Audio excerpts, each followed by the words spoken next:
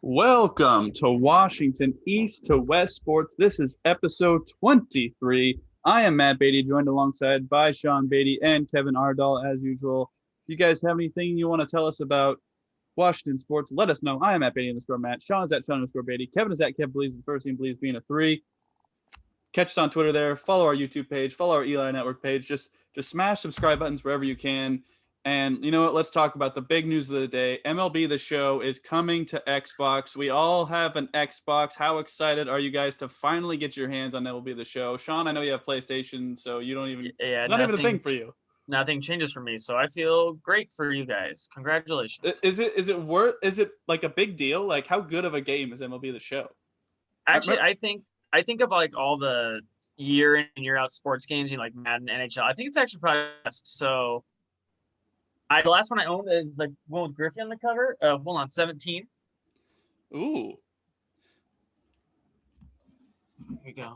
Ooh, okay, I like that one. That's so, I enjoy it actually, more than Madden yearly. So it's a big deal. Yeah, it's good. Well, I would say the only physical game I have kept is my Richard Sherman cover Madden 15. So if I ever run into him, I'm getting it signed. That's the only reason I have that one too. I have that one too over there. All right, but anyway, if you're getting when does that come out? April-ish? No, March. March. Okay. So if you're an Xbox owner, get MLB The Show. I don't think Xbox had a baseball game since Triple Play when Sean and I used to play that back in the day with Luis Gonzalez. Xbox has games, but like they're like their RBI or whatever. That's they true. are. So. That's true. All right. Well, let's get into some reality sports news. So let's start in the NFL here and something that affects the Seahawks in their division. If you hadn't heard over the weekend, Jared Goff has been traded to the Detroit Lions for Matthew Stafford. Now, it's not straight up. The Rams gave the Lions 2 first-round picks and a third-round pick, and the Lions just sent over Matthew Stafford. So a very, very interesting trade before the Super Bowl. So I'm just going to start with reaction and how does this affect the Rams? Better, super, super good now, amazing. I'll let you guys give your rankings of what you think of the team now. But Sean, what did you think of the move, and does this improve the Rams? What do you think? It's kind of a two-part trade. I feel it definitely. There's a lot of talk online. It definitely helps them now. There is no doubt in my mind it helps them now. In the future, it might, because they're mortgaging a lot. They have no first-round picks for. I didn't know this, but the rule is you can only go back so many years and trade so many future picks. You can't go like 5 years down the line and trade first rounders. So they maxed out. You cannot go any further back than they did to give up picks, and they did. So, but I feel that they want to go for it. They feel like they still have a young Aaron Donald and a Ramsey, and they're going to do it. And I can't believe that some people are arguing that Goff is better than Stafford. Now, the rate of how much better you could argue, but I think he undoubtedly is better. So by that, and we know how much the quarterback is the most important position, it's a big deal. Getting a better quarterback on an offense that is very efficient when it's going is a big deal. Like I said, in the last regular season game, Jared Goff is the reason the Seahawks won. If Matthew Stafford's playing, the Seahawks don't win that regular season game and do not win the division. So like right there, that's a big deal. Now, will he play like that? Who knows? It's going to be, he's got 1 year to figure it out, but it's a big deal. Yeah, Seahawks fans should be a little nervous. Kevin, what do you think of the deal? So yeah, because I like Sean, I was seeing those Twitter stuff online, like comparing their stuff since like 2016, like Stafford to Goff. What people need to realize is like Goff is putting those mediocre numbers up with like a top 5 defense and like really good weapons around him and a running game and a really good, like a top 5 offensive scheme. Whereas Stafford is doing it in Detroit. I'm just going to say that. I don't need to go any further in an explanation. He's doing it in Detroit, like where 2 Hall of Famers ended their careers early because it's Detroit. Do you know how many OCs he's had, Kevin? Like, legitimate question. Do you know how many offensive coordinators he's had? Probably 12. I mean, legitimately, yeah. Like, it's a ton. Yeah. So maybe Baker's does. Like, you're going to see how bad Goff is this year, like if he even plays. Like, because my thought is, so the Lions have the number 7 overall pick. Plus, for the next 2 years, they have 2 first-round picks. So they're going to go get either Justin Fields or Trey Lance. And honestly, either one of them could probably beat Goff out. Like, it's a possibility, just because, like, I think to start the season, they're going to play Goff. And then with Goff not having what he had around him in LA, like, it's going to show, and it's going to show badly, to where, like, Lions fans are going to get on Dan Campbell and be like, you need to put that rookie in and let's just go from here and just hope and pray. Like, and also Dan Campbell is just like one of those guys, like, he just doesn't tolerate like bad play. So if he just sees Goff like playing horribly, like he's going to play, then he's just going to like, get your ass on the bench, rookie, get your butt out there type thing. And one thing too is the Lions could cut Jared Goff after 1 year and not basically have a very low dead cap space, or like lose very little on the deal if they cut him after 1 year. It was one thing. Now in the Rams side, like, it's very good. You still pretty much have your top, like most people would say they were the top defense, if not top 3 defense in the league, coming back next year. Pretty much the majority of them are coming back. Aaron Donald's gonna be fully healthy, like, and then you still have all, Robert Woods, Kupp, Akers, who kind of established himself this year. Like with a better, more consistent, and a guy that can actually kind of, I'm not saying he is Mahomes, but can do Mahomes throws. Like, he can sidearm stuff without like looking at it, not to the effect of what Pat Mahomes does, but Stafford has done some crazy throws before, and he's got a cannon. Like, that man can put it downfield a lot more accurately than probably what Goff can. So you're going to probably see Robert Woods and Cooper Kupp on some crazy deep routes that are going to, mess up the Seahawks a little bit. Jamal Adams ain't going to be able to cover, and then hopefully people will start to see Jamal Adams is not good coverage safety. Yeah. So, Seahawks fans, you should be worried about this, because we're now we weren't the best team to begin with last season, to be honest. We're not going to be next year. So, yeah. Yeah, when I first heard about this trade, when you guys sent me the text, my initial reaction is, oh, game changer. I think I even said that in the text. But then I kind of thought about it a little bit, and I did a little bit of research, and I don't really think that this is as big a deal as I first reacted to it. I think Detroit definitely got the better end of this deal with the picks they got in return. Jared Goff, they could easily just kind of cut him and lose some salary. Get the better end of this deal. Right now, I think they do, because when you look at all the stats that I compiled, like their career completion percentage about the same, record, obviously it's a team sport, but Jared Goff crushes him in that. Their touchdown interception ratio is about the same. Their Pro Football Focus passing grade since Jared Goff came to the league is right about the same. Stafford was 10th, Goff was 13th. And so when you look at those kind of stats, Stafford's older, he's got the experience, but, looking at Stafford's body of work, like, I understand he's on Detroit, but at the same time, he had Calvin Johnson for 7 years and got to the playoffs 3 times, never won a playoff game. So I'm not particularly sold that this makes the Rams like a Super Bowl team necessarily. I think this improves their position at quarterback from good enough to good. Now, what that does, I think it adds probably like a win or 2. Like, if you put him on the team this year, they were 10-6 with Goff. So I think they're probably 11-5, 12-4 with Stafford this year. But I don't think this is the absolute amazing upgrade that I initially thought it was, because when you look at Stafford's overall body of work, granted, he was in Detroit, so that's not like the best place to have a quarterback that's super great and, has all the talent around him. But at the same time, you guys always talk up Calvin Johnson. Like, that man had Calvin Johnson and he just couldn't get it done. So it makes me wonder, he has Kupp, he has Woods, he has Reynolds, he has, Higbee, Everett. But how much better does that make them? I don't think it makes them a whole lot better. I think it makes them better, but I don't think it makes them super significantly better. Maybe a win or 2 at the very most. The problem is, Matthew, he only had Calvin Johnson. That's it. I saw a stat that Cam Akers is halfway to 100-yard games in that Stafford has had in his career as a rusher. Like, he has had no running game at any point. Cam Akers has like 600-yard games. Mm-hmm. Stafford has almost has 0. Like, he hasn't had a 1,000-yard rusher on his team. That's 60 yards a game, guys. That's 60 yards a game. He has not had that.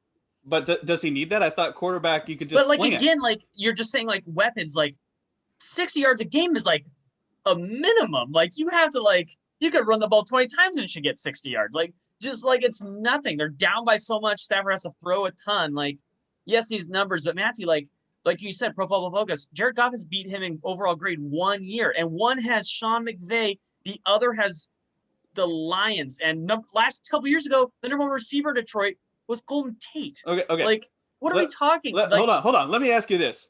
Now, Goff was the worst quarterback in the division, right? Right? Yeah. Okay, so what is Stafford in this division? He's the third best quarterback. Is Jimmy still like in it? Yeah, Jimmy is still there. He's still the quarterback at this moment. It's between him and Kyler. Because Kyler was up and down. Although Stafford will be up and down too. Look, is it not Russ, Kyler, Stafford, Garoppolo at this point? Is that wrong? I say Kyler and Stafford are tied right now. I would put. I want Stafford above Kyler. I would put Stafford above Kyler just because of experience and veteranness. And I can't argue with that. Yeah, absolutely. And Kevin, as you said, DOBA, they literally finished next to each other. Yeah. Stafford was one position higher. Also, they're like another thing that's going to be different is that when Stafford was on the Lions, he would score with Calvin Johnson, and then the other team would go and score on them in 2 minutes because it's the Detroit Lions. You're not going to have that in LA. You're going to have an Aaron Donald punching people in the mouth to where they are not going to score like you could literally do whatever you wanted on the Lions pretty much.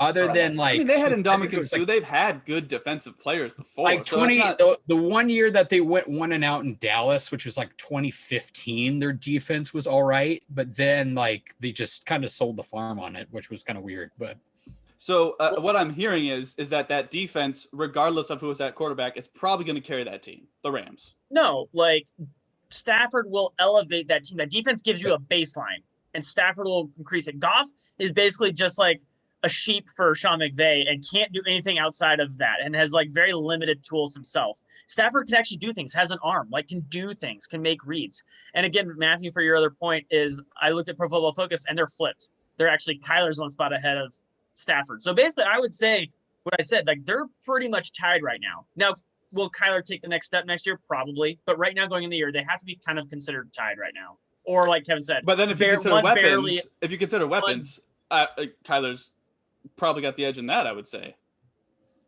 Yeah, I would say, well, Kyler has one weapon that's very good. A 38-year-old Larry Fitzgerald isn't really going to cut it, but. What also to kind of add on to kind of explain a minute to add on to my defensive thing, Jared Goff's numbers are the same as Matthew Stafford, but with a better defense, Jared Goff is on the field more.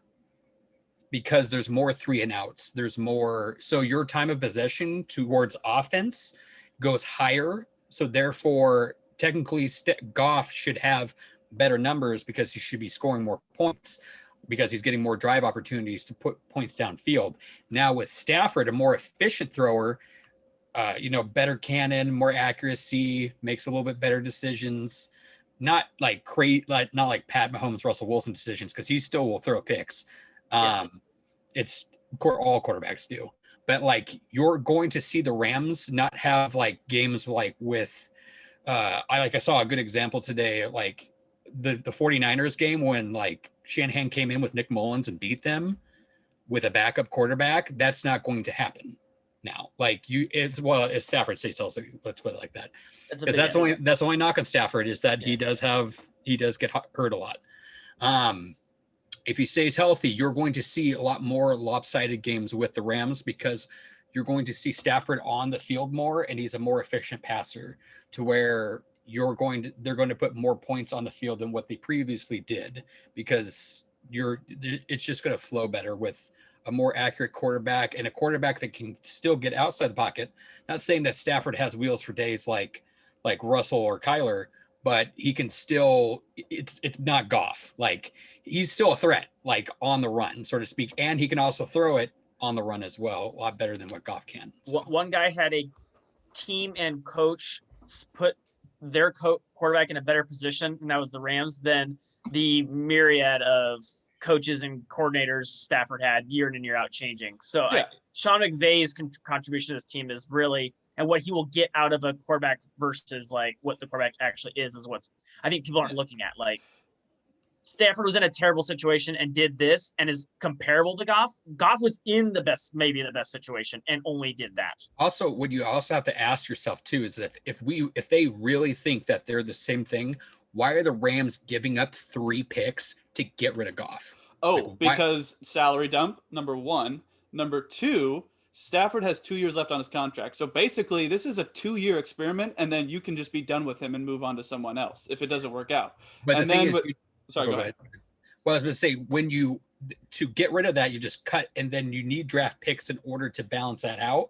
But when you're losing draft picks, then you can't revamp that team, so to speak. So he's got 3 years left. And I think actually, like, last I checked, it was 2, and he was he's signed through 2023. The 49ers actually retain more dead contract money in this, like $2 million more. Because they lose money. If Goff was good, they'd be able to trade him to another team to get picks for themselves.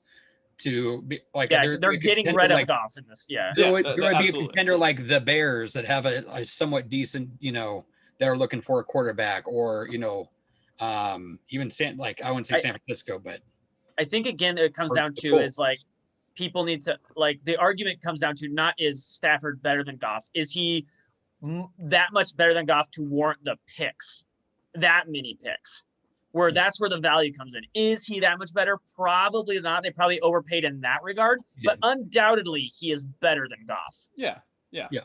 I'm agreeing with you on that. He is better than Goff. There's no argument there.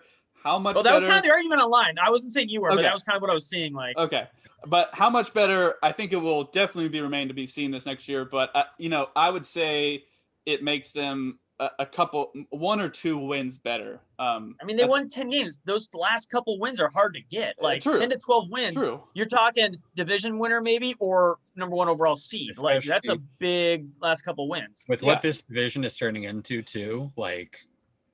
Yeah. But I'm saying that's the ceiling. I don't think it is like. I think their ceiling is like 13-3, 12-4. At 13-3, you're probably competing for the number 1 seed, though. True, like, that's really good. I know, but I'm saying that is like best case scenario. I don't see that this being like an explosive move. Again, we'll see. But I like your best case scenario is basically the second best team in football, Matthew, behind the Chiefs, who are they're the Chiefs. So yeah, like that's really good. Like, I would like that position. I mean, looking at the NFC as a whole next year, without the because you're losing Breeze, so the Saints are going to be a lot different. Brady's going to be allegedly. Well, yeah, he might come back. Yeah. Who knows? But let's say Breeze does retire. Like, other than Seattle, the Niners, depending on what they do at quarterback position, and Green Bay, like. Tampa Bay, you can't sell Tampa Bay. Tom Brady will still be there next year. Yeah. Like, the number 1 seed is pretty much up for grabs. Yeah. Like, there's no really other team that screams, unless like the Vikings have like a ridiculous draft and like they hit on everything. But we'll get to the Vikings and the 49ers later.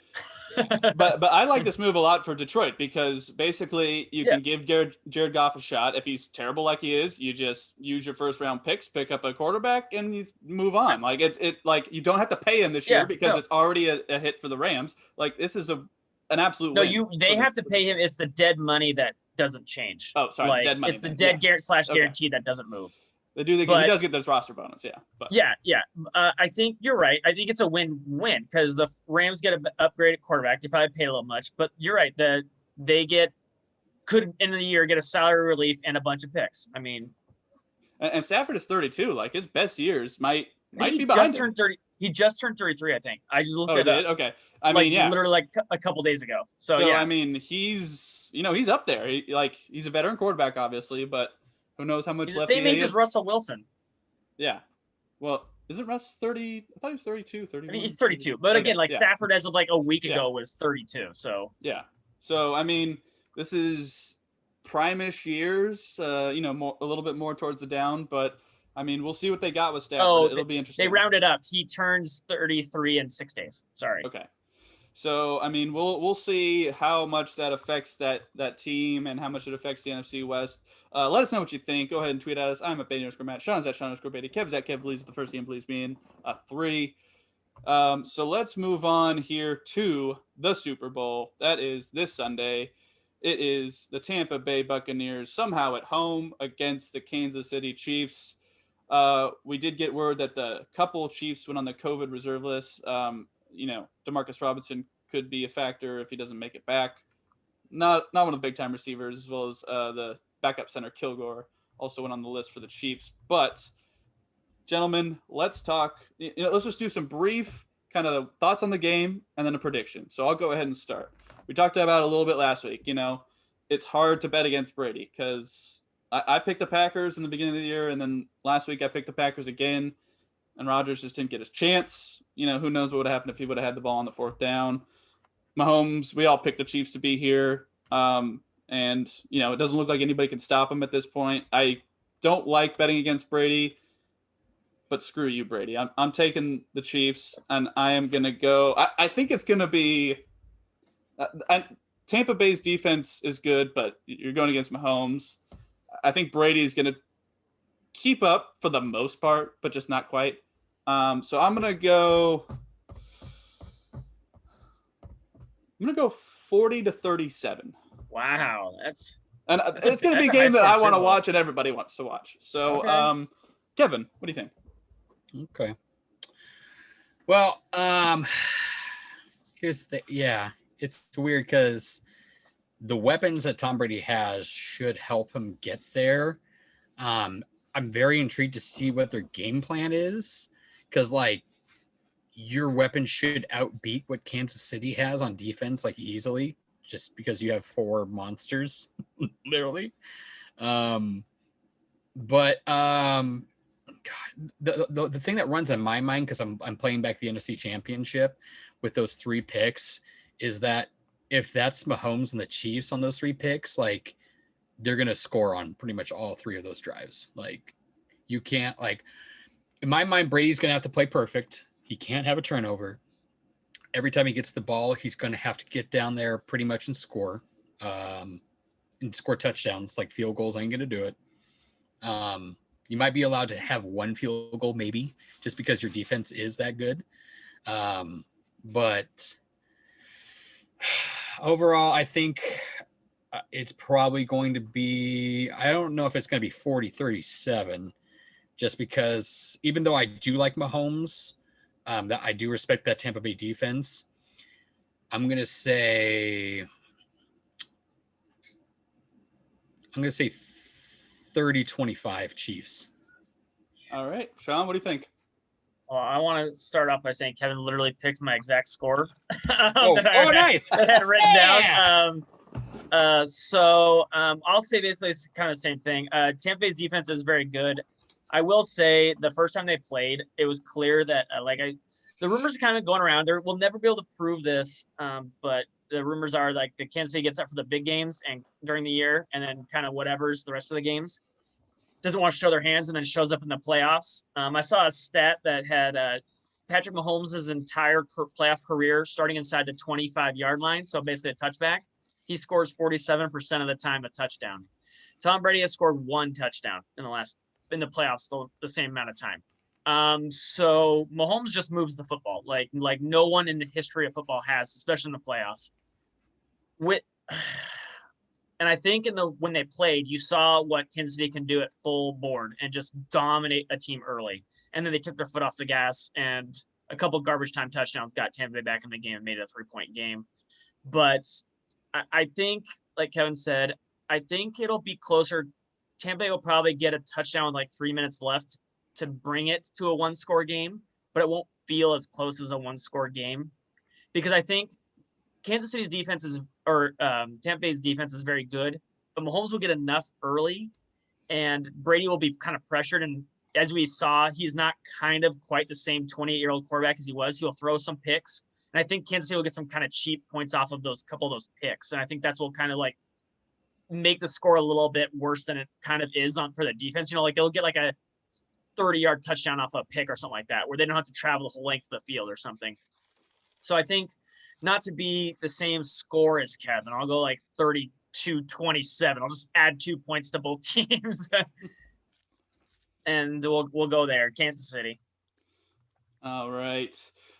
So let's I just do want to ask you guys one question. Let's say Brady does win. Like, is his legacy up there in the realm of, Sean will probably know this reference a little better, Gretzky? Like, his records are gonna be like untouchable like for quite a long time, because Brady, the only demon he hasn't beaten is Eli Manning, and Eli Manning is an anomaly. Eli ducked out as the champ, 2-0 champ. Yeah. So Brady's basically beaten everyone else that's thrown at him. So where would this put Brady in your mind? Like, I think we can all agree he's like one of the greatest of all time, if not the greatest. Would this just cement his legacy even more if he won this one? Sean, what do you think? I think it depends on how he wins. Like, if he plays like he did against the Packers, absolutely not. He did not play very well to get them to this game. He played pretty bad, honestly, and then got to this game. There's a lot of numbers on there to say he's a very lucky quarterback. And in order to get to 10 championship games, you got to be kind of lucky. So, like the Seahawks, he beat Russell, but he didn't beat Russell. Like, Seahawks threw a pick when they should have won. So he's got a lot of those. He's gotten 2 Super Bowls for 50-yarders for Vinatieri, and Vinatieri is a clutch goat and just makes those field goals all day, every day. Still doing it at almost 50. It's hard to get to 10 regardless of luck and bounces. I was texting Kevin. We could be looking at a three-peat for Kansas City if Kansas City 2 years ago doesn't line up off sides, and then Kansas City beats or loses a coin toss to Brady, and then Mahomes never touches the ball. If Kansas City gets that coin toss, Brady's probably out and doesn't win that Super Bowl against the Rams. So, like, there's a lot of like one play, the tuck rule, which changed a rule in football. Tom Brady clearly fumbled that football, and then now, like, there's a lot of luck that goes into Tom Brady. With all that said, he'll be the GOAT if he wins. Kevin, what do you think? Yeah, if he does, like, because right now, even though with championships and stuff like that, like when it comes to like GOAT quarterbacks, I think of him in Montana. Just because Marino, I would throw in there, and Marino too. What Marino did at the time was like stupid. Yes, that's true too. But with this, I think it kind of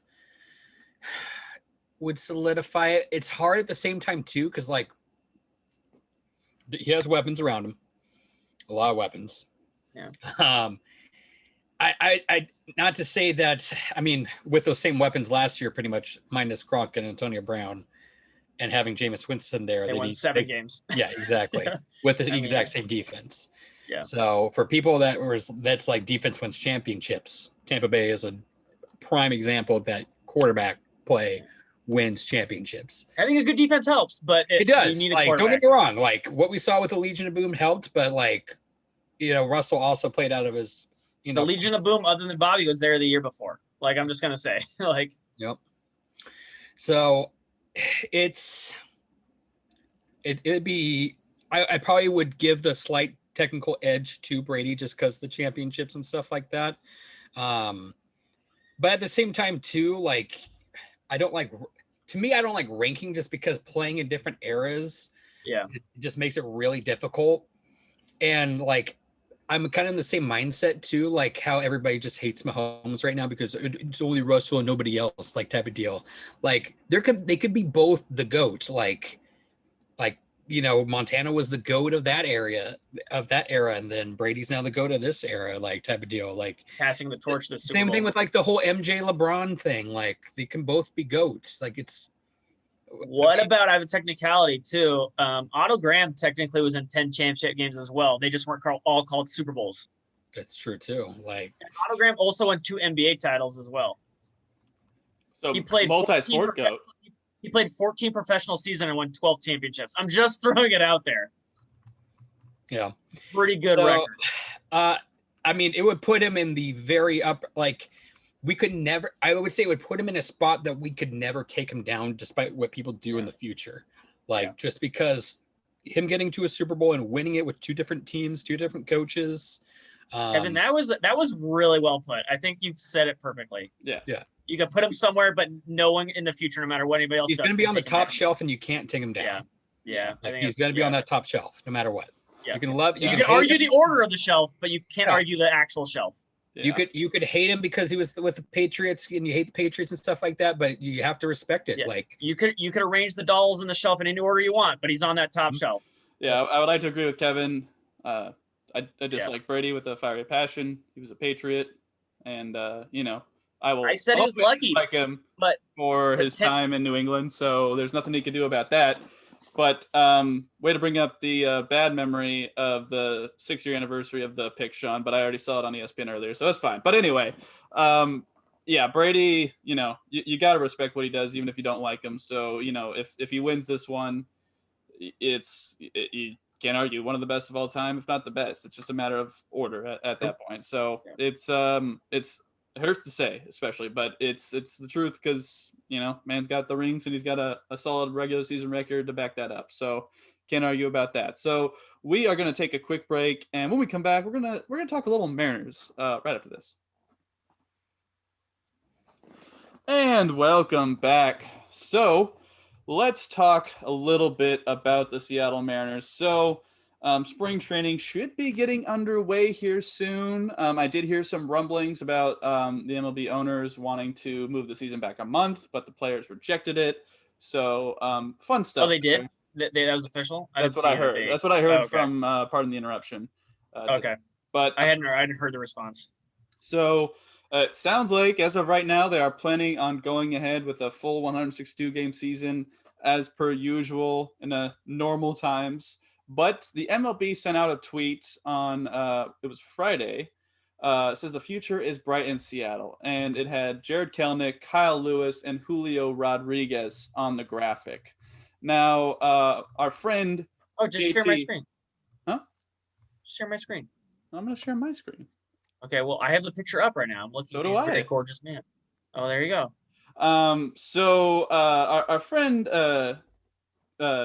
Justin, JT, as we call him, he brought up a fun little game that I'd like to play here. So I'm going to modify it a little bit from what he said there. So yeah, let's clean it up a little bit. Yeah, we're going to clean it up. So you guys aren't familiar with dating apps. You've been married a long time, I'm sure. But in the Tinder dating world. Way to kind of call us old in the middle. Yeah, you are. So when you swipe right, that means you like them. All right. So I want to play a game of swipe right and message immediately, swipe right, or swipe left. All right. So swipe left means they're like third on your list there. Swipe right is second. Swipe right with the message immediately is first. So tell me what you guys think of these prospects in that sort of circumstance. So I'm going to start here. So I have heard a lot about Jared Kelenic. I've seen a lot of stuff on Twitter.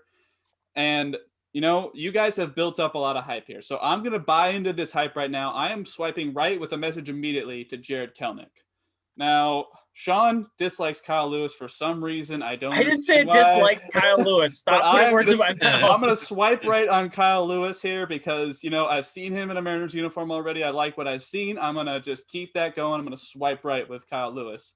And then Julio, I just don't know as much about. This is, not a dig on Julio. I don't know as much about him. I haven't seen as much about him on Twitter and in the news. So, Julio, I'm sorry. I'm going to swipe left on you on this one. And that's how I end up on that game. So, Kevin, I'm going to throw it to you first. How are you dealing with these three prospects in terms of this game? Can I have them all? The Mariners do, Kevin. The Mariners do. Kevin, this is Tinder. You don't get them all. You get like a few, maybe. If I had to swipe right with a message, I would probably slightly do the edge to Kelenic over Julio, just because Julio's had a little bit of injury bugs lately. That kind of scares me for his stability to the future. Now, from what I've seen, the higher ceiling would be Julio. But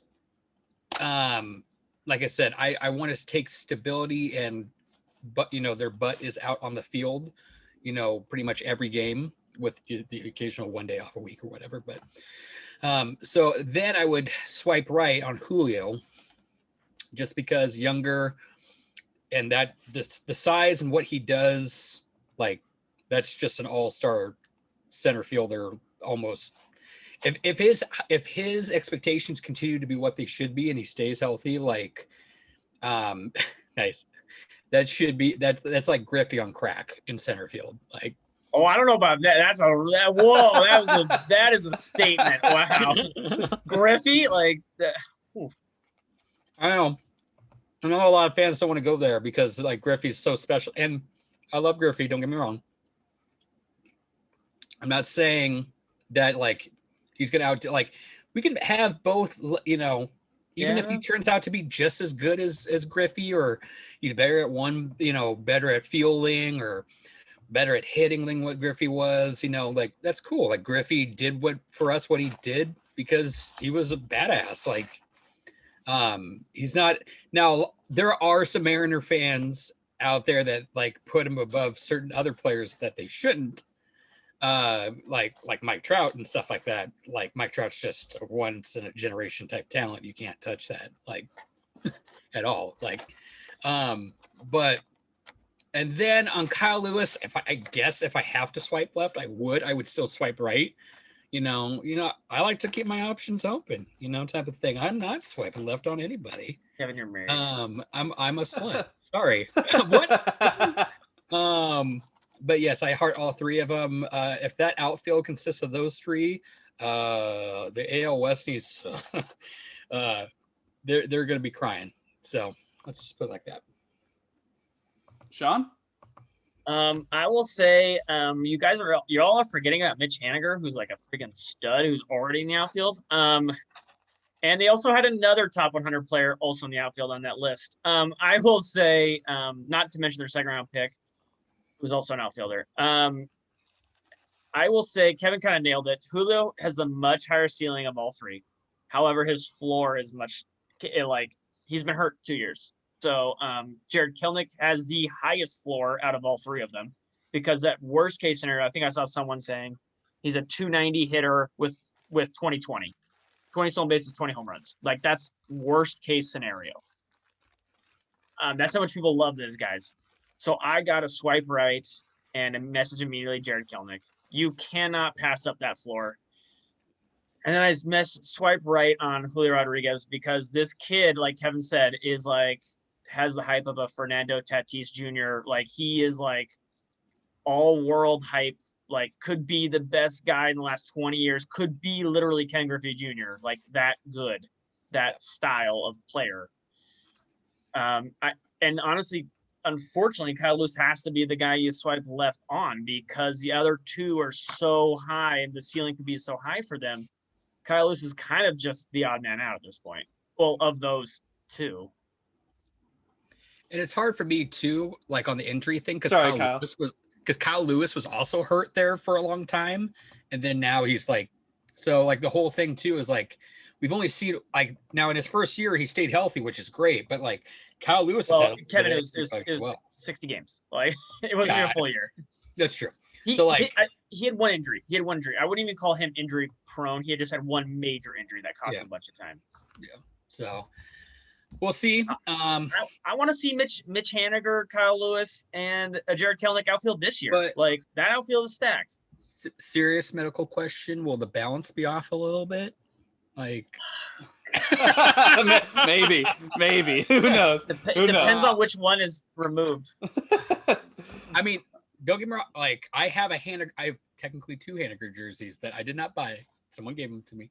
But so I would love to see Haniger out there too. Yeah, like, if we saw the Haniger that we did. Now, if Haniger comes back this year and just goes off though, like you kind of like as Sean has mentioned before, like we should have done with the first year. You ship that boy off. Like you go get like prospects galore for that man. Hope he gets hot early and then just trade him for whatever prospect you want. Yep. So if he has anything like resembling what Kyle Lewis had like last year, or like what technically he did in his first season, or was it his first or second season here, where he like went off? Yeah, he kind of just went off ever Oh since. yeah, He just can't stay healthy is his problem. That's the only thing with Mariners right now is like question on health and stuff. Though they were freak things, like the one to his jaw and then the one sadly to his groin area was just random freak. It's not like he's out like putting himself in harm's way, like diving at a ball and then he like lands on his neck type of thing. It's just a freak accident. He was a monster. Both. Oh my gosh, like a WRC plus of 130 for 2 seasons in a row with the Mariners. That is like stupid. Yeah, that's stupid. I do want to mention one thing I did see on Twitter this weekend. It does give me a little bit of pause about the prospect hype, because I saw 2011 prospect rankings and I saw number 5 Dustin Ackley on there and how well that worked out. So I just want to proceed with a little bit of caution on the prospects, but I do have. Who are the other excitement. Prospects on that list? Number 1 is Trout. Number 2 is Jeremy Hellickson. Number 3, Bryce Harper. Number 4, Dominic Brown. 5 is Ackley. So having good prospects is really good. I mean, if that works out. But like I'm seeing Manny Machado's 10. Like having guys in the top 10 is really good. It is, as long as it works out. Like most of these guys are MLB players. I see Jesus Montero at 6. Like most of these guys were contributing guys, like boom, right off the bat. I mean, for the most part, yeah. But I'm just saying there is a bit of caution. But I'm optimistic with what you guys have told me. Yeah, but no one's perfect, but exactly. Like having guys in the top 100 is awesome. It's pretty nice. Now let's get into the other bit of Major League Baseball news that concerns the Mariners. A former Mariners great, my number's been 24 most of my life because of Ken Griffey Jr. And now he is a senior advisor to the commissioner with an emphasis on baseball operations, youth development, and improving diversity at all levels of the game. So I just want to ask you guys. So first of all, what kind of hire does this do for Major League Baseball and their credibility and kind of bridging the gap with players and developing the game? And then give me one of your favorite Ken Griffey Jr. memories. Sean, I'll go ahead and throw it to you first. Well, I'll show this again. You can't teach swag, and that's what Griffey has. So he's going to hopefully, as they say, let the kids play, because what you've been hearing for years, although I don't entirely believe it, is baseball's dying because the old man's game and all that stuff. Let the kids do their thing. Let them celebrate home runs. Let them do it. If it creates controversy, it creates controversy. Like the pitchers don't like it. They get mad at the batters. Whatever creates rivalries, go for it. Like you need eyes watching your games, and there's nothing wrong with people expressing themselves on the field. And like Juan Soto's a beast. I love watching Juan Soto. When he taunted the Astros by carrying his bat to first base after Alex Bregman did in the World Series, that was awesome. Later in the same game, that was like I became a Juan Soto fan right then and there. Like I don't see a problem with it. So I think Griffey will help more with that. And who doesn't love listening to Griffey? Everyone can learn something from Griffey. My favorite Griffey moment. There's a lot of 95 moments, but I'll say when he hit the factory in Baltimore in the home run derby. That was like the coolest thing. People were like, could you do it? Can you do it? And he did it. And then the brick is still colored, the one that Griffey hit. So. Yeah. To kind of what Sean said, to add on to it too, I think he's going to bring better relationships. I think there'll be better like between front office, and players, like association. I think that's going to bond and get a little bit better having Griffey there. Especially since he's he was the one who pretty much made Jackie Robinson Day happen. Not even pretty much, he did. He pretty much did. Yeah, he did. Yeah. He was the one who proposed it. So I think he's got probably more good ideas to bring along to the table like that, to honor such greats as Jackie Robinson, especially possibly with Hank Aaron just passing. Maybe have a thing for Hank Aaron would be cool. But all in all, I think he's going to help bring that player relationship between them two is such an important key, because if it gets molded and better and more futuristic, I guess you could say, like keep up to date with technology and getting with the times, with like more people might choose baseball. Because like right now you've had like Kyler Murray had a contract with the Athletics to go play second, was it second base or shortstop? Second. Yeah, with them, Same and then he position went as and chose football, which again, you want the same thing, same kind of thing with Russell too. Not saying everybody's going to be in that position to where you're going to be drafted as number 1 overall as a quarterback, but I think with that player relationship getting molded, and now seeing people getting paid like what Trout's contract was and stuff like that, like, hey, like you can go play football, but like, do you want that Mike Trout money? Baseball money's all guaranteed too. Like it's all guaranteed. Yep. All guaranteed. And no salary cap in Major League Baseball either. So rough salary cap. Yeah. So I honestly, I don't really see any negatives to it, is pretty much what I'm trying to say. It's all positives from what I see. My favorite Griffey moment, probably, I'm going to go a little bit more old school, was when both him and his dad had a home run in the same game. I thought that, honestly, because you don't see that now, like a father and son playing on one team and them just having homers in the same game too. Like the moment, just seeing that bond of them together, Can I say something too? Watching that again, like Ken Griffey Sr. has always been a big guy. He's just a big dude, like husky dude. So watching him go up there and hit it, I was like, wow, that's a big guy. And then watching his 20-year-old son come up, and I'm like, wow, that kid is big too. Like Griffey was a man at 20. That dude was like, I was like, oh my gosh, like there's no difference seeing Senior, like a big guy, come up, and then his baby child come up and he was just as big as he was. I was like, oh my gosh. It makes me think of Bad Boys, when like Will Smith and Martin Lawrence are growing like kid, and like, how old are you? He's like, what the F are you, 30? You're at least like, 30. You ain't 16. There was no doubt Griffey even tried steroids. That kid, that he was big when he came up. I guarantee you, everybody who saw Ken Griffey at that age thought he was probably minimum like 29, 30 years old. Because he's so huge. You had that power source, man. Had that power source. So yeah, just because honestly, it's a thing you really don't see nowadays in sports, like that family connection. The last time we really kind of saw it was actually probably the Super Bowl. Mahomes, his dad played baseball. That's true. But like it would be like the Harbaugh Bowl of Super Bowl. Watching both brothers play against each other. Yeah. That's really. It's just a unique moment and just cool to see, especially that it was in Seattle too. So, probably won't ever happen again. People don't play baseball that young. You don't get called up that early. I think this is a fantastic move by Major League Baseball. I mean, when I was growing up, everybody wanted to be Griffey, at least especially in the Northwest area. Everybody copied his swing. So I think youth development is going to be something that Griffey will excel at, just getting the game instilled at a young age and just getting kids, into it, playing Little League and moving all the way up, and hopefully, being a professional one day, achieving their dreams like Griffey did. Can I have a Griffey story real quick? Yeah. Me and Matthew are related, obviously. And there used to be a Pizza Hut thing where you get a little foam bat if you bought like a certain number of pizzas. And there used to be commercials where I think the commercial, they're playing baseball in like a hotel, but everyone wanted the Ken Griffey Jr. bat when you bought the pizzas. However, that was always like you first come, first serve. So we always got the stupid Frank Thomas bat, and we never got the Griffey bat. There's nothing wrong with the Big Hurt, but yeah, I know. But he wasn't Griffey. I know. We wanted Griffey. I didn't true. want stupid Frank Thomas bat. I wanted Griffey, and we kept getting Frank Thomas bat, and we never got the Griffey bat. And I'll never forgive Frank Thomas for that. Even though he did nothing, I'll never forgive you, Frank Thomas.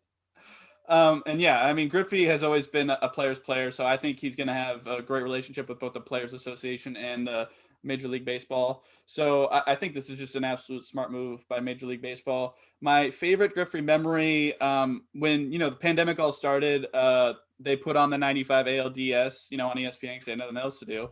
And I watched the whole thing, and it brought back a lot of good memories. But I think my favorite moments of Griffey are not necessarily on the field. Did you guys ever see the movie Little Big League? Yes. Oh. I like how you say you guys. We watched. I know we did. Like a million times. So I like how that movie made the Mariners into this big bad team that the Twins had to go through in order to get to the playoffs. And Griffey was like the star of that team, and he rips a home run in that first at bat off the pitcher. Yeah. When he has all that swag, when he's like, I'm going to steal first, and I might even still say, I'll probably steal home. Like, that's swag. You can't teach that. Griffey had it. Yeah. So, I mean, that movie where, like, a Seattle team is, like, the big bad wolf, like, that'll never happen again, I don't think. So that was kind of cool. And they won. Like, and they did win. They did win that game. That'll never happen. Yeah. So that was kind of cool to see the Mariners in, like, a big-time role. And, you know, they're never going to get there again, obviously. But it was cool to see that. And just, you know, even when he moved on and you saw him with the Reds, it was one of those guys who you could just never root against, even when he's wearing a different team's jersey. It's the Reds are still paying. The Reds are still paying him too. So just, I mean, yeah. I mean, there's not many like Seattle sports figures that have that type of ability. There's more as the years have gone on, but Griffey was one of the first to have that, and it was just great to have him for all those years and basically keep baseball in Seattle with those teams that he was on. So that was real nice. Let's jump. Share with us your favorite Ken Griffey memories. Go ahead and tweet at us. I'm at Bain_Matt. Sean's at Sean_Beatty. Kev's at Kev's Believes the First Team Believes me in the 3. Let's round this out with a little bit of I'm going to call this skepticism on the part of Sean here. So Sean tweeted that he does not want Kirk Cousins to go to the 49ers. I just closed all my tabs. Damn it. So, Sean, I'm going to give you a chance to kind of explain what you mean here, because have you heard rumblings? Like, is this a likely possibility, do you think? Like, what made you say this? And, are you worried about that? Like, I would be more worried about Deshaun Watson coming to this division. That was not what was said, though. Like, Kirk Cousins coming into this division is not worried me. I'm not worried. I'm not more worried of Kirk Cousins than Deshaun Watson. Okay. That was not what was brought up. There was a rumor going around that the Vikings were San Francisco was talking to Minnesota about acquiring Kirk Cousins. Kirk Cousins, again, the same situation as the Goff Stafford situation. He's clearly an upgrade over Jimmy G. The issue is so there's this narrative going around about him that he's a bad quarterback. My issue and what I've talked to people about is he's in a bad position. Like, he is in a worse coaching position than the Seahawks. Like, they refuse. They're the most predictable running team. They do nothing to help them. Basically, their situation is let's run. And then, oh crap, we're 3rd and 8. Let's Kirk Cousins pass it. And Kirk Cousins is not, I'm not saying he's elite, but he is a good quarterback. So you keep putting Kirk Cousins 3rd and 8, he's not going to come through like Russ or Mahomes or Watson. But if you are just sort of realistic in your expectations and pass when you're not early downs and things like that, you could get a lot out of Kirk Cousins. Like the stats show, like right here, Ben Baldwin, quarterback efficiency for the last 4 years, not including 2020. Kirk Cousins was the 3rd most efficient quarterback in football behind Drew Brees and Russell Wilson. Like, he's very efficient. They just never they don't throw the ball enough. And for the Seahawks fans who say, like, we keep beating him, the 2 games that we played him in primetime, he's averaged like almost 400 yards those games. The problem is the defense for the Minnesota has averaged almost 500 yards against. Like, Kirk Cousins put up 38 and 34 points. He just didn't score 40. Like, I'm not blaming Kirk Cousins for the defense just not stopping Russell at all. Like, that's not Kirk Cousins' problem. Kirk Cousins is doing enough. The problem was he was also on a terrible Washington team for a long time. They were playing all these primetime games because that's what the East gets. The NFC East gets all these primetime games for some reason. And he was just getting beat by superior teams. Goes to Minnesota, plays well, but again, he's held back by Zimmer. Zimmer just keeps holding him back, and he's like, okay, bail us out, Kirk Cousins. And Kirk Cousins is not capable of doing the Russell magic because that's why he's Russell. So you get him in a good situation with good, offensive game plan, actual nice running, passing in non-convenient situations, he will be a problem. He will be better than Jimmy. He will complete that pass in the Super Bowl. Like, that's the problem that Kirk Cousins will present. Not elite, but much better than Jimmy G. Kevin, what do you think? Kirk Cousins to San Francisco. I'm assuming Jimmy G goes to Minnesota in your trade. I would think. I didn't hear any details about that. But Kevin, Kirk Cousins going to San Francisco, how much better would that make the 49ers? Oh, significantly. Like, you're just upgrading your quarterback. Like, anytime you upgrade your quarterback, your chances of hitting the Super Bowl are much greater. Like, this is a team 1 year removed from going to the Super Bowl, and they literally almost had a positive record with like half their team being dead. Like, they're very good. They have that defense alone is just good, and they were missing half their people. Like, imagine that squad with all their starters. Like, it's crazy to think. Kittle's pretty much the best tight end in the league. People have argued Kelsey, Kittle. They're both. It's 1A, 1B. Like, they're just, and then you're adding on the weapons that they've had over the years, plus a solid running game, a very good O-line. Trent Williams was the best tackle at his position this year in 2020, excuse me. Was he left tackle? I think he was left tackle. Yeah, he's left tackle. Yeah, he was best left tackle on PFF. So it's they're going to have just as good of a running game, even though sure you don't have Dalvin Cook, who's proved to himself to be a beast, but you add in just more of a complete offense, and you're it's kind of like the whole thing with the Rams too.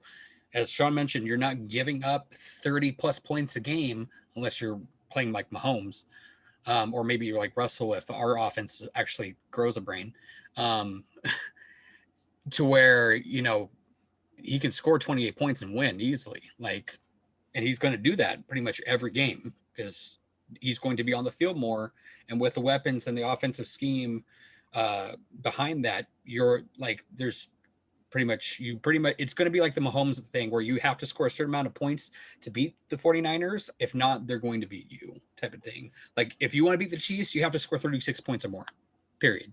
Like, if you want to have a chance. Yeah. To have a chance. Yeah, exactly. I'm not saying you will be them, but just to have a chance, you have to score 36 points on them. It's going to be the same thing if they upgrade at quarterback, just because the weapons for the Chiefs are better, of course, but like with 49ers having a better defense and I wouldn't say just as good, but as a top end offensive scheme like what Kansas City has, you're going to score a lot of points. So I hope they bring back Jimmy G. I really do, because it helps us out a lot, because we don't need the Rams and 49ers getting quarterbacks. Yeah. And with Kyler getting better too, and them drafting more stuff, like, why is it only the NFC West like making moves to do this? This is what's like, we had our time. When the Seahawks made it at 7-9, we're getting the payback. This is what we're doing. Dumb moves. Like, it's like, God, it's annoying. Yeah, I think I'm in the minority again. I don't think Kirk Cousins makes them better at all, honestly. I think it's we've seen one full year of Jimmy G, and I can't conclusively say that Kirk Cousins would make them a better team based on what I've seen with Kirk Cousins in his career. Like, what has sold you? I want to know what your quarterback hierarchies are. I'm so interested. Like, Kirk Cousins and Jimmy G, Matthew Stafford, they're in like the 10 to 20 range. Like, they're not like gonna like shoot you in the foot, but they're not necessarily gonna like bring you back in the fourth quarter with a game-winning drive necessarily. So you say Goff is not in the 10 to 20 range? No, Goff is underneath. He's in the 20 to 30 range. We saw 1 year, full year with Jimmy G, and they went to the Super Bowl and were within contention of beating the Chiefs with that defense. Obviously, that defense and Jimmy Garoppolo was the 11th best quarterback, and Kirk Cousins finished 7th that year. You're talking about they can't come back and do it like a fourth quarter win. I mean, Kirk Cousins literally did that against the Seahawks in 2016 with a worse team. Kirk Cousins was the second highest passer rating in the fourth quarter this year, like for the second highest grade of all quarterbacks. NFL. Yeah, I mean, you guys are throwing these numbers at me. I just don't believe in him. Like, I don't see what you've seen to believe in him be better than Jimmy G. Like, Jimmy G has already been to a Super Bowl with this team that's in place right now. I'm telling you, one has a great coaching system and the other is being held back by his coaching system. It's the same thing as the Stafford. But the 49ers, they're not like reliant on Jimmy G. It's a run team. Yeah.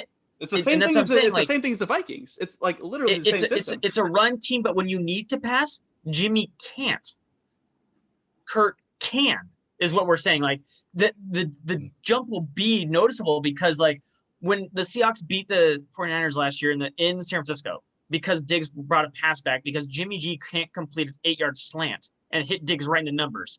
That's a first down, game over, 49ers win. Like, that's the difference. Like, that play will not happen with Kurt and Stafford, and it will with Goff and Jimmy. That's what we're saying. We are doing okay because they're so bad. Mm-hmm. If they keep upgrading at quarterbacks or get a Deshaun Watson, God forbid, we're in trouble. Like, because we have to adjust. With them getting to the Super Bowl 2 years ago, they did that because everything on that team was so good. And with it literally hid Jimmy G's flaws, sort of deficiencies, speak. Yeah. But what Sean is saying is that with a higher completion percentage, high QBR rating and stuff like that, the errors that Jimmy G made are going to be made less frequently, which means more points scored, which means higher percentage of winning games, especially in a tough division.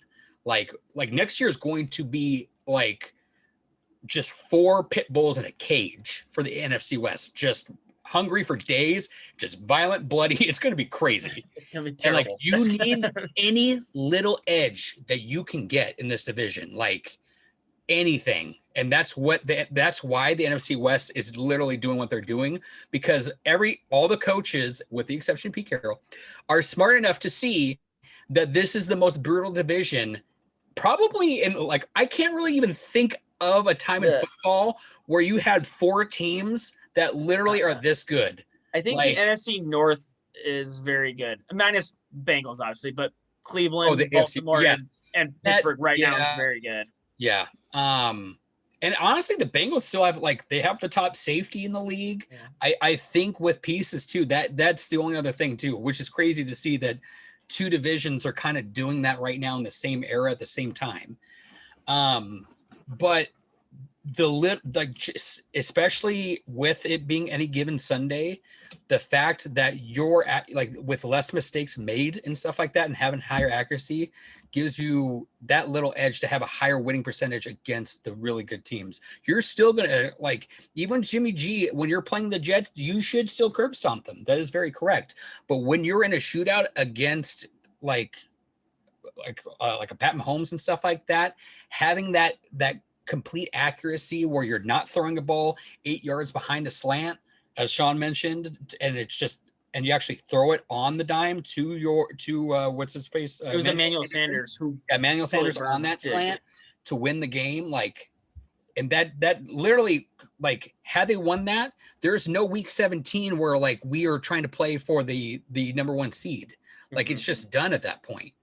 Like, it was already over. Like, we in week 17 were playing for that spot. Then there's just nothing there. That's literally make or break, like, how one game can do that. So we're probably not even the playoffs. We're fighting for playoffs. Well, look, yeah. I hear what you're saying, but you're saying a lot of if this, if that. What I have seen fully from Kirk Cousins does not make me believe that it is a complete upgrade from Jimmy G. That's all I'm saying. Like, you're saying if he makes this pass, if he does this, if he does this, no, but it didn't happen. He makes those passes. No, he makes those passes now. He will just be in a different uniform, in a better situation. Yeah, you could say that, but, like, it didn't happen. Like, I don't see what you see in Kirk Cousins to make such a, like, upgrade from Jimmy G. That's all. He barely throws the ball and puts up numbers. Like, he's put in terrible positions, like 3rd and long, and is told to, like, figure it out all the time. Where Jimmy is not put in those situations. Let me ask you this then. Kirk Cousins with the Niners, Stafford with the Rams. Which team is better? The 49ers. The Rams. The Rams. 49ers. That team is Are you taking Stafford or Cousins? Oh gosh, I'd say Cousins by a nose. So what you're saying is 49ers defense plus Cousins is better than Rams defense plus Stafford. Yeah, I really like their wide receivers for the 49ers too. They're young guys. I really like Ayuk and now I'm forgetting his name, but Debo. I really like those two. I think that they're really underrated. They just got buried because Nick Mullins was playing 4 games for them this year. Like they just were no one forgot. Ayuk played really well with all backups this year too. Like, but no, Robert Sala's gone now, so that'll change the defense a little bit. I think those dogs will eat no matter what. It would be very, very close. Like, to be honest, just because they're both very good offensive schemes, very, very good defense. I would probably give the slight edge to the Niners only because they were only like 3 slots back defensively with half their defense dead. Yeah. Like that's just nutty. Like you literally had half your backups in there and you were still a top 5 defense. Yeah, they finished. They finished 2 spots behind the Rams. Like they were top 6 defense. Now you're coming back with everybody. Like, but you guys always say quarterback makes a difference, and if you want Stafford over Cousins, then you'd have to take the Rams, which is why I would take the Rams because I didn't. I said Kurt. You took I said Kurt over Stafford. Yeah, Kirk Cousins. Oh, okay. Well, I would take Stafford over Cousins. I think I also, even if you say Stafford is better than Kurt, I think that the 49ers are a much more complete team. The defense is so good for the Rams because Aaron Donald and Ramsey they're the best 2 out of both defenses, but the 49ers are loaded all over that defense. Like their weakest spot is so much better than the Rams' weakest spot on defense. Like that defense across the board is so good. You're also like Kirk Cousins right now has like one of the worst O-lines in the league too. Like and now you're going to one of the best O-lines. Well, I'd say a top 10. For everyone out there, this is all theoretical, by the way. Because this year is in year in and year out it changes, but but I mean, like I said, Trent Williams graded as the top overall tackle last year that they traded for. And then everything else on that O-line is pretty darn solid, and it's way better than what we're having up here, pretty much. And don't get me wrong, I'm not saying Kirk Cousins is like some crazy elite guy. He's not Deshaun Watson, but he's better than Jimmy. Yes. If Deshaun goes to San Francisco, we're in a lot of luckily he doesn't want to go there, so we can argue about the Rams and Kurt, and all that stuff. But if Deshaun Watson goes, the 49ers have to be a Super Bowl favorite. Like, there's no debate in that one. Like, honestly, if Deshaun Watson goes to the Niners, the question then becomes who. Like, it's going to be Seahawks. It's Seahawks versus Cardinals on who's battling for 3rd. Like, I'm not joking.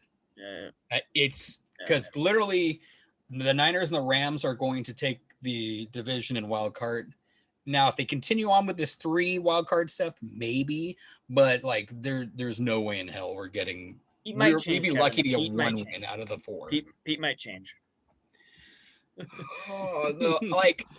So kind of on a weird shift tandem that I'm going to do real quick here. Final thing, because we're a little over now. Go ahead, Kevin. Okay, looking back at this to go on what we did last week too, because I've been watching a little bit more of like Rams footage and stuff like that. A lot of their stuff too, like the Rams really do actually like to run the ball a lot, and they use their throwing as like for disguises and stuff like that in a smart way, which kind of like makes me like cautious towards this move because it makes me think like, oh, I think Pete did this because he still wants to run the ball. Then that was always going to happen. And then we're going to just throw it in more unique ways to which that doesn't solve the issue. Like it's the offense will look better, yes, but like it's not going to get us over that little hump. Like we need to switch to hold on before we go. I do have to ask you about this, Kevin. Then so with Stafford coming to the Rams, does Sean McVay change his game plan completely and not run it as much? No, I mean you will still run it because Cam Akers proved himself, and it also because here's the thing: here's the answer that you do. You go with what the defense gives you because you have an established running back and you have a solid O-line coming back. Now Whitworth is we'll see because he's like 40. Yeah, he's like 40 damn near. But he's still proven that he can do it. Like, and we'll see what they hit on the draft too. The They only have But like 4 picks it now. literally, Go ahead. like, Yeah. with the running game and the disguises and schemes like that, it becomes more dangerous because you have a more accurate thrower in Stafford. So either they're going to double up your receivers to try to take that away, and then you have like a 6-man box with Akers, which you take that. If you just run that. And you're going to get probably, we saw with a stacked box, like with Goff out, what he did. He was literally hitting us for like 6 yards a carry. Versus a 6-man box, like that dude's going to just go for days. Goff had 4 fingers and went for like 150 on us. Yeah. like literally that's what their offense was, and he still like dumped on us. Now, if you do the run game and then they load the box with an 8-man box, 8-9-man box, and then you have just single coverage, then you utilize that pretty much. So you, like I said, it's just McVay is smart enough to adapt to go with what the defense is giving you, instead of Pete just saying you have to adapt to us, even though you're beating me like by 20 points, you have to adapt to us. And then McVay's just gonna be like, okay, I'm not going to. I'm just gonna keep beating you. I'm up by 20. That's the difference pretty much between the two. All right. Well, let us know what you think about Stafford going to the Rams. What the potential of Kirk Cousins on the 49ers. Let us know. Tweet at us. I am at @Matt. Sean is at Sean_Beatty. Kevin is at Kev Believes with the first team, Believes being a 3. Go ahead and follow our YouTube page. Save our Eli Network page. Just, smash every subscribe button you possibly can. Let us know what you think about the Mariners coming up here into spring training here soon. And guys, I'm excited for some baseball. It's the season was fairly short last year, so it was just like just went by way too fast. So 162 games. I'm sure I'll get tired by August, but at least we'll have a lot of baseball to enjoy over the summer, so that'll be nice. So anything else you guys want to plug? Anything else real quick? Anything you want to mention? I was going to say also, just give us your Super Bowl predictions, guys. Yeah. Does anybody out there think that Tom Brady's going to do it? Like, is Tom Brady just going to like channel up one more game and just like go? What do you call him, Kevin? Tamba Bay? Is he going to go Tamba Bay and Tamba Bay? The fact that there's going to be fans there now, whether they're Tampa Bay fans, that's a whole different story. Because with Super Bowl, it's kind of hard, especially now during like a pandemic, because there's like 5,000 of them are just going to be like random, like, frontline workers from around the U.S. So it's like, will they be, cheering loud enough to cause the defense? Little prop bet. The game's on CBS. Over under mentioned 3 times the word GOAT when they talk about the quarterbacks. Oh, way over. Way over. Yeah. They'll show 2 GOATs. Literally several times they'll show a goat. Right now is talking how this is old goat versus baby goat. Yeah, I will say they show 2 GOATs, one animated, one live. Well, will they show the 1-yard line interception by the Patriots with the ensuing Brady celebration? I don't. Probably, I think. Man. Yeah. There's so many Super Bowls is the problem. Yeah, right? But yeah, they'll probably show it. Probably because that involves less Brady though. That's more team, less Brady. No, the weird parallel is that this is Mahomes' 3rd year, isn't it? 3rd full year playing. Third full year playing. Sorry. In his 2nd year, he won the Super Bowl. In Russell's 2nd year, he won the Super Bowl. In his 3rd year of playing, he's going back to the Super Bowl. In Russell's 3rd year, he went back to the Super Bowl to face Tom Brady. And now Patrick Mahomes is doing the same thing. Are you saying Tom Brady or Patrick Mahomes throws an interception on the 1-yard line to end the game? Oh, fuck no. He's going to run it in. And he's going to look at Pete Carroll and he's going to be like, that's what you fucking do. Or no. They're going to do the exact same play, but it's going to be Travis fucking Kelce's big ass doing it to where some little 5'10" corner doesn't come and knock him on his butt. And Travis Kelce's actually going to play for the ball, get it, and get in the end zone and be like, that's how you do it. You don't run the ball with Marshawn when there's an 8-man box, 12th man out there. You put your non-fifth receiver, put a big boy in there to contest the ball, to grab that and drop into the end zone. That's how you do it. All right. On that. All right. Well, we're going to be watching the Super Bowl. Let us know what you think. Let us know what you think of how everything goes. And, I'm kind of interested in the commercials as well. I hope we see some good movie previews. Oh, yeah. So Hopefully. On that note, we will see you next week on Washington East to West Sports. Tom Bay.